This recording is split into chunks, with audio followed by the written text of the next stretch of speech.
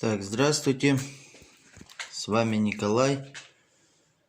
Вот такой у нас сейчас на таком этапе у нас камин. Значит, вот, сейчас я буду дверь ставить. Дверь тяжелая. Вот я сделал. Вот у нас идет шамотный кирпич. Сегодня буду делать зуб, установка двери.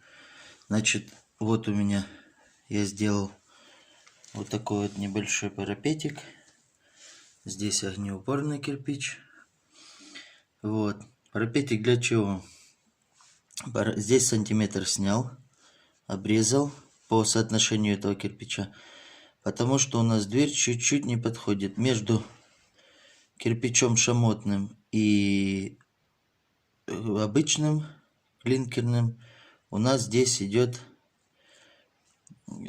стеклоткань. Это огнеупорная. Вот. И сюда, соответственно, под дверь и будет идти продолжаться сбоку здесь. Вот здесь у нас идет щель. И расстояние его видно не будет. Вот. Я буду крепить дверь. Вот к этим деталям. Я это покажу потом, как она установлена. Сюда будет заходить проволока в этот паз. Идти в этом пазу. Вот задний паз. И там будет крепиться. И также самое, соответственно, второй будет. Так. Вот на таком этапе мы пока у нас все здесь развалено. Штукатурки.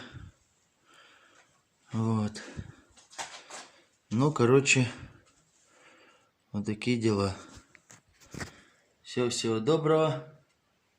Ждем новых видео.